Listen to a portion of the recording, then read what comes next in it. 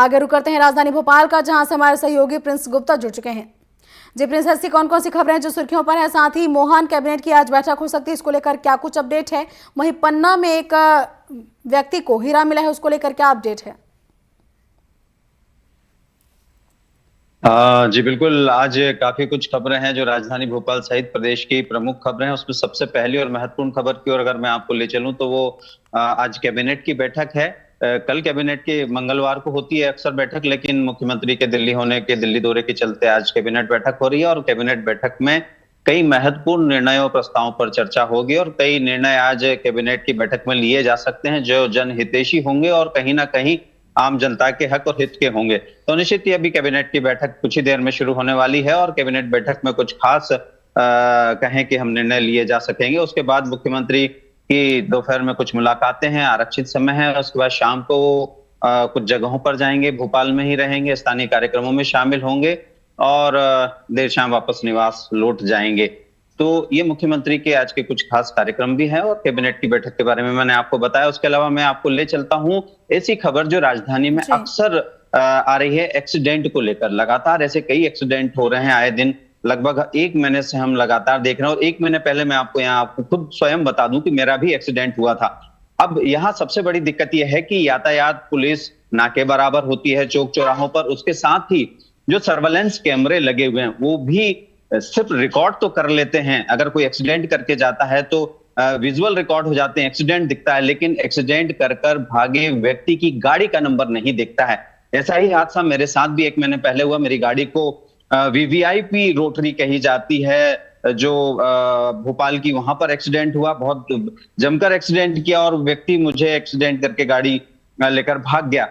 मैंने एफआईआर की, सीसीटीवी कैमरे तलाशे, लेकिन उसमें एक्सीडेंट तो दिख रहा है लेकिन गाड़ी का नंबर नहीं दिख रहा। आज एयरपोर्ट रोड पर भी ऐसा ही हादसा हुआ। दो लोग क्रॉस कर रहे थे सड़क और एक गाड़ी उनको ठोकर मारकर एक्सीडेंट कर चली गई और दो लोगों की उसमें मृत्यु हो गई।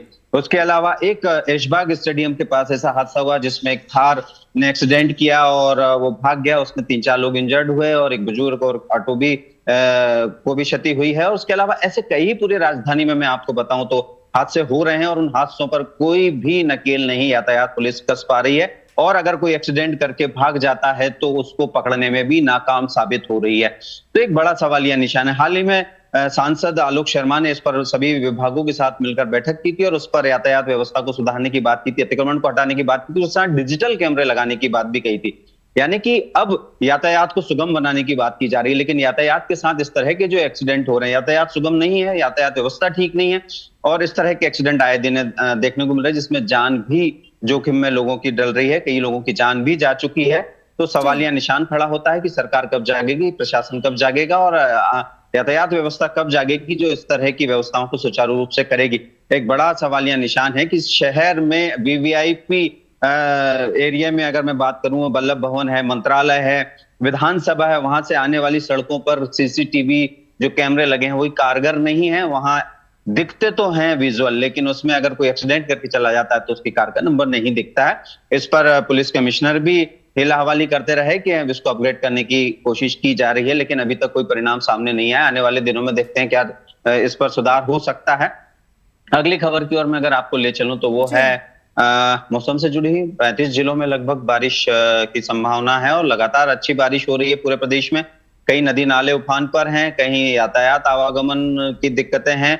एनडीआरएफ, एसडीआरएफ की टीमें तैयार हैं, पुलिस प्रशासन जिले स्तर पर मुस्तैद है, लेकिन फिर भी बारिश का मौसम है तो सभी को ताकीद की गई है, आम जनता को, कि ऐसी जगहों पर ना जाएं जहां रपटे हो, बारिश हो।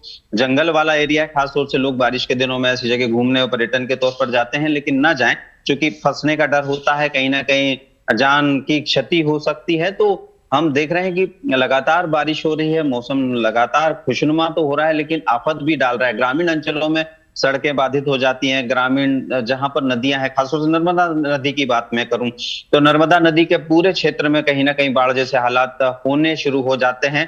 तवा, बरगी, बारना के डैम जब खुलते हैं तो ग्रामीण अंचलों में पानी घुस जाता है और निश्चित ही कहीं ना कहीं एनडीआरएफ, एसडीआरएफ के जवान तो तैनात होते हैं, लेकिन उसके बाद भी लोग फंस जाते हैं। तो खासतौर से नर्मदा पट्टी पर और जहां नदियों का के एरिया में जहां बसावट है वहां पर एहतियात बरतने की जरूरत है। सरकार ने भी ऐसा कहा है और सरकार और प्रशासन मुस्तैद है। अब यह है कि आम जनता को भी इसमें खुद को एक्टिव रखना होगा और ऐसी जगह जाने से बचना होगा। बड़ी खबर ये सबसे बड़ी खबर अभी इन दिनों यही है बारिश को लेकर। और उसके अलावा अगर हम बात करें सरकार की तरफ से तमाम तरह की चीजों को करने की जो सुचारू रूप से चलती हो और कहीं ना कहीं आम जनता के हक हित की हो, तो उसको लेकर सरकार लगातार एक्टिव है। मोहन यादव कल दिल्ली दौरे पर थे और तमाम नेताओं से मिले और तमाम नेताओं से मिलकर अपने प्रदेश की कार्य योजनाओं के बारे में बताया। अलग अलग मंत्रियों से मिले मुख्यमंत्री डॉक्टर मोहन यादव और अपने प्रदेश में और बेहतर तमाम योजनाओं के इम्प्लीमेंटेशन, सरकार की कार्य योजनाओं की जानकारी दी। गृह मंत्री अमित शाह से लेकर जेपी नड्डा जो बीजेपी अध्यक्ष हैं, उसके अलावा अलग अलग विभागों के मंत्री हैं, उनसे भी मिले। तो स्वाभाविक है कि रोड मैप मध्य प्रदेश सरकार बेहतर प्रदेश को अग्रणी प्रदेश बनाने के लिए लगातार तैयार कर रही है। तो उसी कड़ी में कल मुख्यमंत्री का पूरा दिन था दिल्ली में और निश्चित ही मध्य प्रदेश को बेहतर और अग्रणी राज्य बनाने के लिए सरकार लगातार आगे बढ़ रही है। जी बिल्कुल, लगातार सरकार प्रयास कर रही है कि मध्य प्रदेश को आगे बढ़ाया जाए। फिलहाल तमाम जानकारियों के लिए आपका धन्यवाद प्रिंस। और हमारे सहयोगी प्रिंस गुप्ता जी ने बताया कि बहुत सारी ऐसी खबरें जो सुर्खियों पर हैं। लगातार राजधानी भोपाल से एक्सीडेंट की खबरें सामने आती जा रही हैं और ट्रैफिक यातायात पुलिस जो है इन सारे मामलों पर लगाम लगाने में कहीं ना कहीं फेल साबित हो रहा है। कैमरे जो लगाए गए हैं वो भी इतने कारगर नहीं है कि गाड़ियों के नंबर प्लेट देखे जा सकते हैं। तो निश्चित तौर पर इससे काफ़ी ज़्यादा जनता को समस्याओं का सामना करना पड़ रहा है और उन्हें हादसों का शिकार होना पड़ रहा है। अब आगे देखने वाली बात यह होगी कि कब तक इन कैमरों को दुरुस्त किए जाते हैं और यातायात व्यवस्था कब तक बहाल हो पाती है।